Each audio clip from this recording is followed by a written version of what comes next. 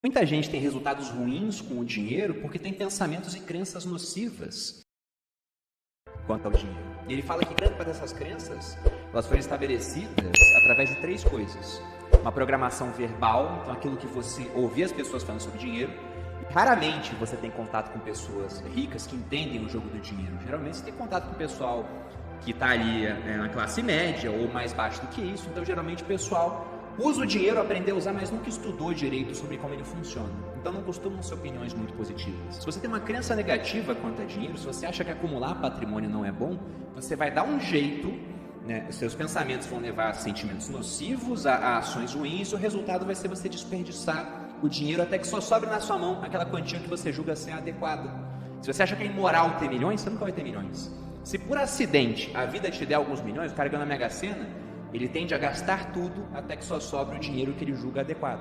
Sim. E é o que acontece mesmo. Historicamente, você pega pessoas que ganharam na loteria, a maioria, em 5 anos, está de volta à situação inicial. Sendo que às vezes é dinheiro que você pensa assim, meu Deus, é tanto dinheiro, como é que o cara consegue gastar? Sim. Eu lembro que uma vez, tem tempo já, mas saiu na Record, uma entrevista com um cara que ganhou um prêmio da loteria gigantesco, antes do Plano Real também.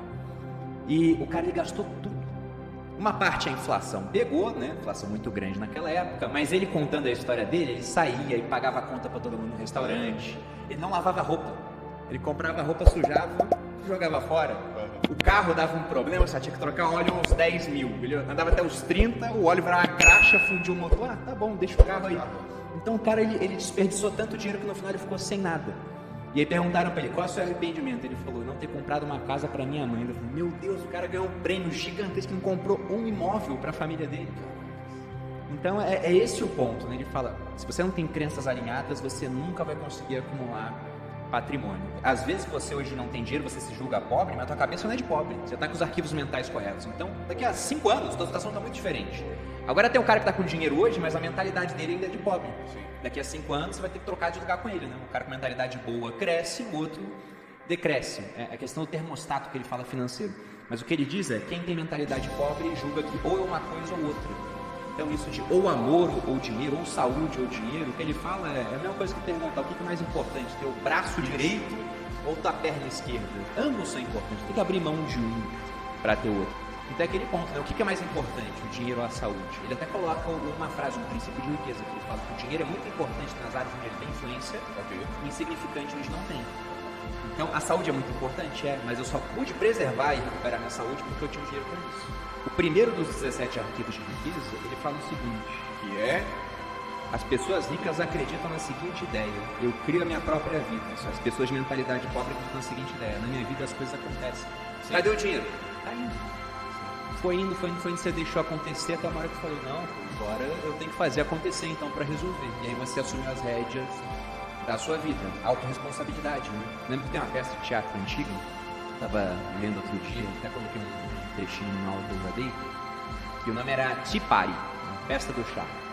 E aí tinha um trecho onde uma senhora, ela ia num psiquiatra, ou um psicanalista, não lembro agora, e aí ela estava refletindo sobre os problemas dela, né? De uma hora ela chegou a uma conclusão, o psicanalista aplaudiu aquilo, ela falou, eu acho que tudo na minha vida que está dando errado é culpa minha. Ele falou, e por que você acha isso? Ela falou, porque se não for culpa minha, eu vou culpar quem? Deus, o destino, né? Forças superiores? Sim. Se for culpa deles, eu não posso fazer nada. Agora, se eu pensar que é tudo culpa minha, então está tudo nas minhas mãos para que eu possa mudar. Exatamente. Basta assumir as rédeas da minha vida. E de fato é isso. Hoje eu me acho uma pessoa ultra inteligente, mas nem sempre foi assim. Eu era um dos melhores alunos da sala até a 4ª série, que meu pai estudava comigo, né? Aí meus pais se separaram. Talvez as finanças tenham peso nisso, porque eles estavam atolados em dívidas, né? A Malu sempre fala que só o amor não é suficiente, eu acredito nisso de fato, porque a hora que a dívida entra pela porta, o amor às vezes sai pela janela, você perde a admiração pelo cônjuge. Mas enfim, separaram, eu fui para o Rio de Janeiro. No Rio de Janeiro, minha mãe não estudava comigo, ela estava trabalhando, então ficou para eu estudar sozinho. E aí eu vi rapidamente que tirando 10 ou 5, eu passava de ano igual. Certo. Então, o que eu fui fazer? Né? Comecei a estudar para passar na média e dedicava meu tempo a coisas lúdicas, né? Jogos, ver televisão.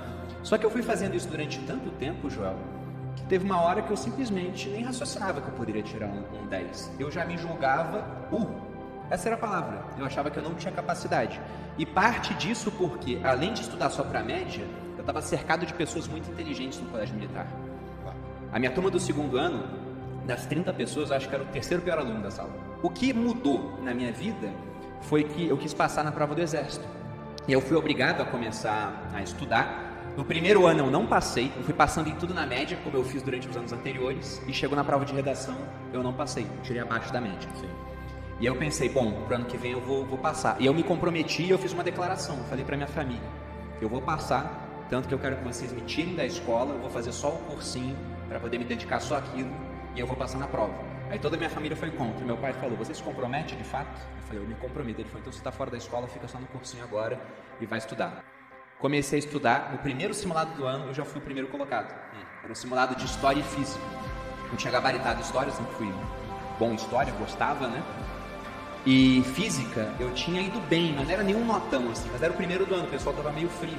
E quando eu olhei meu nome em primeiro no simulado, entre mais de 100 alunos, eu olhei assim, fiquei perplexo, né? Fiquei olhando assim, aí um amigo meu do colégio militar chegou, olhou também e falou, caramba, Perini, que sorte, hein, cara? Eu virei pra ele e falei, pois é, eu também acreditei que era sorte. Sim.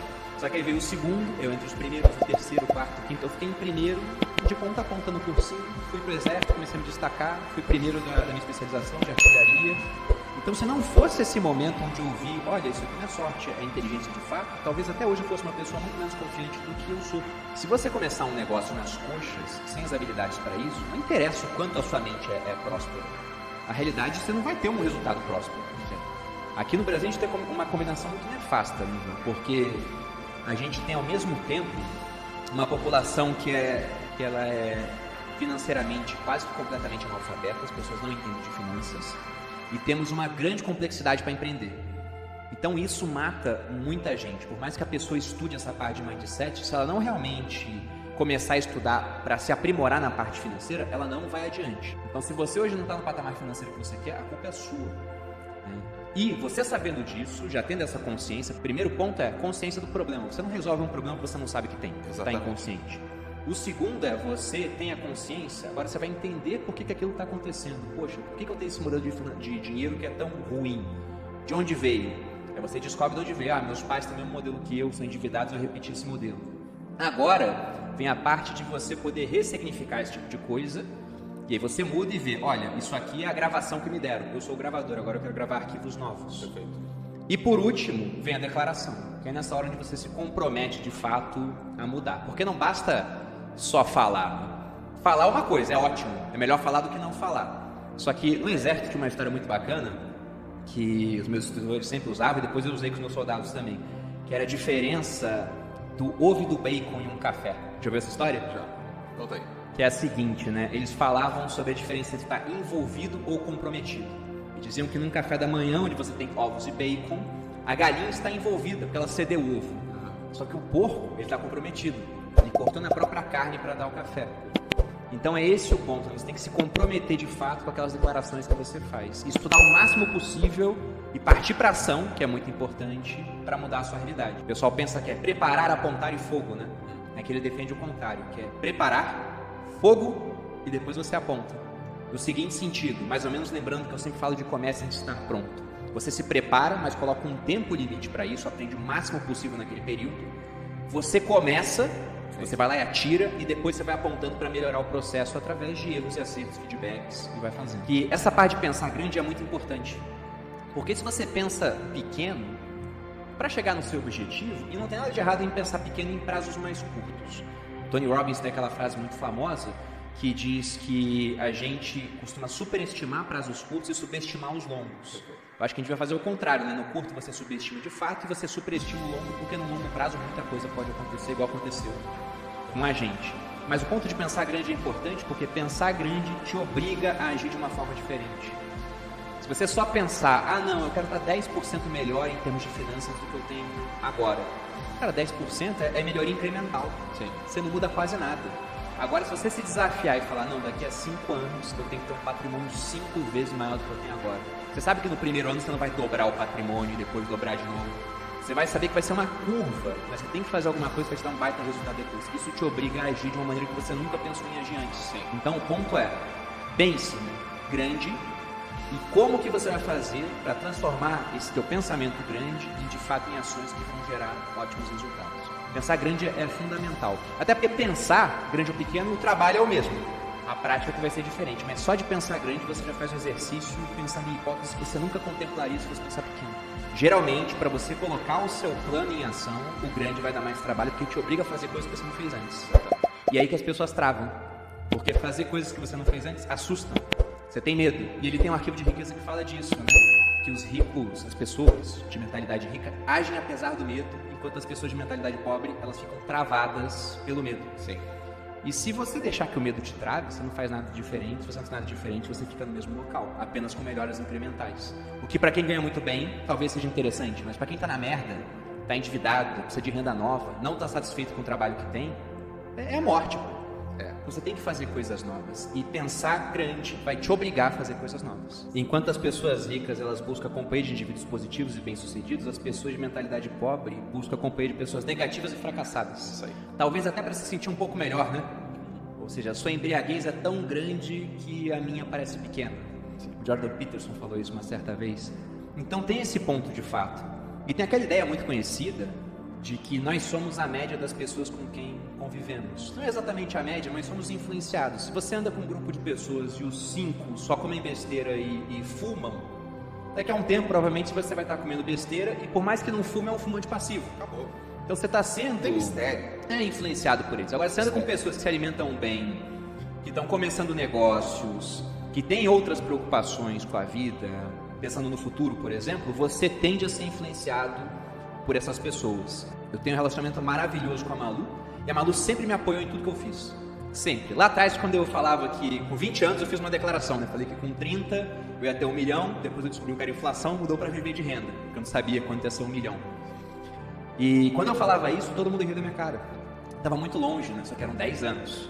A Malu, desde sempre, ela acreditou em mim. E ela assumiu aquilo como uma meta para ela também. E ela sempre me apoiou durante todo o trajeto. Ela nunca falou assim, não vai dar certo. Ela sempre estava lá do meu lado. Se ela não estivesse do meu lado, se ela fosse uma pessoa que me criticasse, que me botasse para baixo ao longo do caminho, com certeza eu não estaria mais com ela. Porque, embora eu sempre tenha amado muito a Malu, eu me amo mais. E eu acho que é uma questão de respeito que você tem que ter consigo mesmo, com a própria vida. Se você está num relacionamento que você não tem apoio, pense se vale a pena tomar uma decisão corajosa e encerrar isso. Porque vai ser melhor para você e para essa pessoa, provavelmente. Porque não tem como ficar junto durante muito tempo sem apoio mútuo, sem admiração. Se o cara só te critica, não apoia, às vezes não te admira, melhor parte pro mundo. Então, eu acho que de fato o que separa as pessoas de mentalidade rica daquelas que têm uma mentalidade pobre ainda é essa questão de elas sempre entenderem que há algo mais a saber, há um ponto que você não domina ainda, e também entenderem uma coisa muito importante que a gente faz aqui no grupo. O melhor que você, que eu, que o Thiago, o Kaique, que algumas poucas pessoas da equipe sejam, há um limite para aquilo que a gente pode fazer. Inclusive, há um limite em termos de aprendizado. Uma vez eu falei isso, o pessoal do TikTok ficou lá, não, a gente pode aprender o que quiser. Você pode aprender o que quiser, desde que não queira aprender tudo.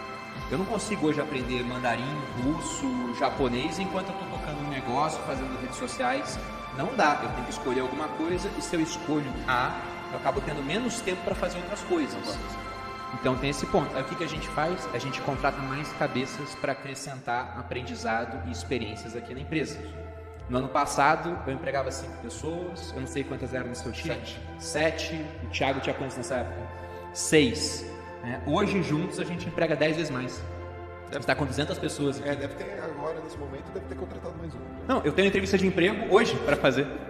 8 horas da noite está marcado. Então esse é o ponto. A gente não apenas não para de aprender, como a gente contrata pessoas para que o time possa aprender cada vez mais.